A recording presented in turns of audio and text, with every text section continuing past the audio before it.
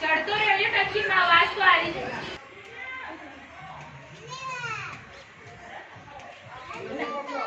आ रही है।